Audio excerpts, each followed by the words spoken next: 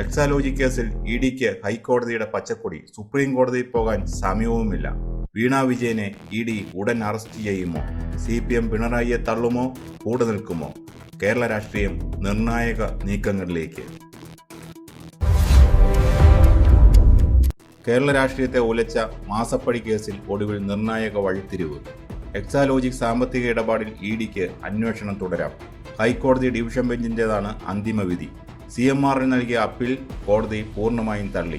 Supreme കോടതിയെ സമീപിക്കാൻ 2 ആഴ്ചത്തെ സാവകാശം ചോദിച്ചെങ്കിലും കോടതി അനുവദിച്ചില്ല. വിധി വന്നതിന് തൊട്ടു പിന്നാലെ കൊച്ചിയിൽ ഇഡി ഉന്നതതല യോഗം ചേർന്നു. ഇനി എന്താണ് സംഭവിക്കാൻ പോകുന്നത്? ഈ വിധി എന്തുകൊണ്ടും ഇത്രമാത്രം പ്രാധാന്യമുള്ളതാകുന്നു? എല്ലാത്തിലുമുപരി പാർട്ടിയെ ഇത്രകാലം നയിച്ച പിണറായി വിജയനോട് ഇനി CPM എന്ത് സമീപനമാകും സ്വീകരിക്കുക? ഇതുവരെ ഈ കേസിനെ രാഷ്ട്രീയ വേട്ടയാടൽ എന്ന് പറഞ്ഞ് പ്രതിരോധിക്കുകയായിരുന്നു CPM.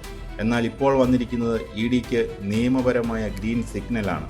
അതും ഹൈക്കോടതിയുടെ ഡിവിഷൻ ബെഞ്ചിൽ നിന്ന്. കോടതി വ്യക്തമാക്കിയ ചില കാര്യങ്ങളുണ്ട്. PMLA പ്രകാരം സിവിൽ അന്വേഷണത്തിന് FIR നിർബന്ധമില്ല. ഇഡി രജിസ്റ്റർ ചെയ്ത ECIR റദ്ദാക്കാൻ കഴിയില്ല. ചോദ്യം ചെയ്യലിനായി സമൻസ് അയക്കാൻ ഇഡിക്ക് പൂർണ്ണ അധികാരമുണ്ട്. അതായത് അന്വേഷണ ഏജൻസിയുടെ കൈകൾക്ക് കോടതി കൂടുതൽ കരുത്ത് നൽകിയിരിക്കുന്നു. ഇനി സാങ്കേതിക കാരണങ്ങൾ പറഞ്ഞ് ആർക്കും ഒഴിഞ്ഞു മാറാൻ കഴിയില്ല. ഇനി എല്ലാവരും ഉറ്റുനോക്കുന്നത് കാര്യങ്ങൾ വീണ വിജയന്റെ അറസ്റ്റിലേക്കാണോ നീങ്ങുന്നത് എന്നാണ്. അങ്ങനെയെങ്കിൽ അടുത്ത ഘട്ടത്തിൽ എന്ത് സംഭവിക്കും? ഇഡി ഇപ്പോൾ വലിയൊരു ആത്മവിശ്വാസത്തിലാണ്. CMRലും എക്സാലോജിക്കും തമ്മിൽ നടന്നത് വെറും കൺസൾട്ടൻസി ഇടപാടല്ലെന്നാണ് ഇഡിയുടെ വാദം. സേവനം നൽകാതെ 1.72 കോടി രൂപ കൈപ്പറ്റിയെന്നാണ് ആദായ നികുതി വകുപ്പ് കണ്ടെത്തിയത്. ഇവിടെ കള്ളപ്പണം വെളുപ്പിക്കൽ നടന്നിട്ടുണ്ടോ എന്നാണ് ഇഡി സംശയിക്കുന്നത്.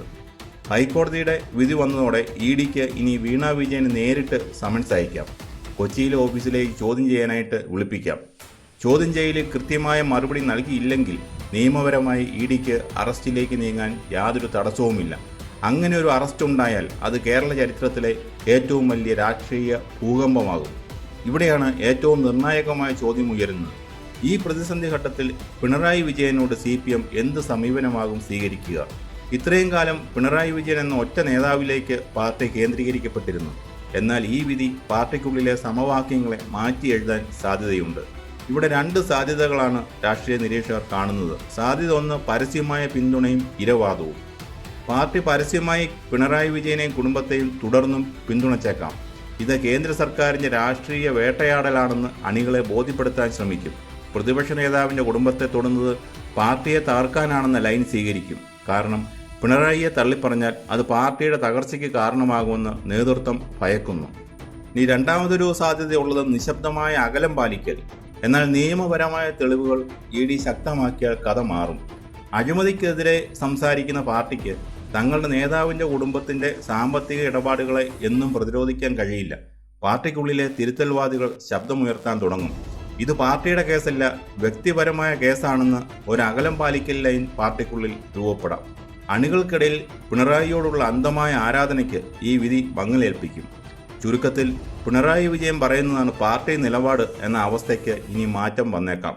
വരുന്ന തെരഞ്ഞെടുപ്പുകളിൽ എതിരാളികൾ ഇത് ഏറ്റവും വലിയ ആയുധമാക്കും. ജനങ്ങളുടെ മുന്നിൽ മറുപടി പറയുക പാർട്ടിക്ക് ബുദ്ധിമുട്ടാകും. അണികൾക്കിടയിലുണ്ടാകുന്ന ആശയക്കുഴപ്പം ചെറുതാവില്ല. പാർട്ടിക്കുള്ളിലെ ആഭ്യന്തര ചർച്ചകളിൽ പിണറായിയുടെ സ്വാധീനം കുറയാൻ ഇത് കാരണമാകും.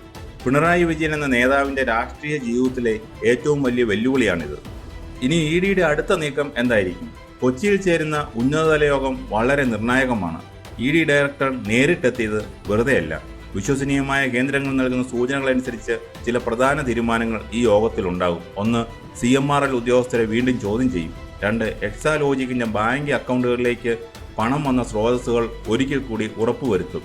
3, വീണ വിജയന് ഹാജരാകാൻ പുതിയ തീയതി നിശ്ചയിച്ച് സമൻസ് അയക്കും. ഇഡിയുടെ ഈ നീക്കങ്ങൾ വളരെ വേഗത്തിലായിരിക്കും. കാരണം CMRLന് സുപ്രീം കോടതിയെ സമീപിക്കാൻ ഹൈക്കോടതി സമയം അനുവദിച്ചിട്ടില്ല. അതുകൊണ്ട് സുപ്രീം കോടതിയിൽ നിന്ന് സ്റ്റേ വാങ്ങുന്നതിന് മുൻപ് പരമാവധി തെളിവുകളും മൊഴികളും ശേഖരിക്കാനായിരിക്കും ഇഡിയുടെ ശ്രമം. അതുപോലെ തന്നെ ഇഡി ഉദ്യോഗസ്ഥരെ ആക്രമിച്ച കേസിന്റെ ഫോളോ അപ്പും ഇഡി ശക്തമാക്കുകയാണ്. കേന്ദ്ര ഏജൻസികളുടെ സുരക്ഷയ്ക്കായി ആവശ്യമെങ്കിൽ കൂടുതൽ കേന്ദ്രസേന ഇറക്കാൻ ഇഡി മടിക്കില്ല. അന്വേഷണം തടസ്സപ്പെടുത്താൻ നോക്കുന്നവർക്കെതിരെ ശക്തമായ നിയമ നടപടികൾ ഉണ്ടാകും. അടുത്ത തവണ സമൻസ് നൽകുമ്പോഴോ ചോദ്യം ചെയ്യുമ്പോഴോ ക്രമസമാധാന പ്രശ്നങ്ങൾ ഉണ്ടാകാതിരിക്കാൻ ഇഡി മുൻകൂട്ടി പ്ലാൻ ചെയ്യുന്നുണ്ട്. കേരള രാഷ്ട്രീയം ഇനി പുകയും. സാങ്കേതിക പഴുതുകൾ അടച്ച് ED മുന്നോട്ടു പോകുമ്പോൾ പ്രതിരോധം എങ്ങനെയെന്നത് CPMന്റെ മുന്നിൽ വലിയ ചോദ്യമാണ്.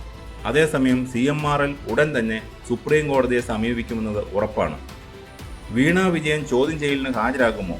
പിണറായി വിജയനെ പാർട്ടി ഇനി കൈവിടുമോ അതോ കൂടെ നിൽക്കുമോ? ചോദ്യങ്ങൾ നിരവധിയാണ്. തീർച്ചയായും ഉത്തരങ്ങൾ വരും ദിവസങ്ങളിൽ ഉണ്ടാകും. കേരളം ഉറ്റുനോക്കുന്ന ഈ കേസിന്റെ ഓരോ ചലനങ്ങളും നമുക്ക് കാത്തിരുന്ന് കാണാം.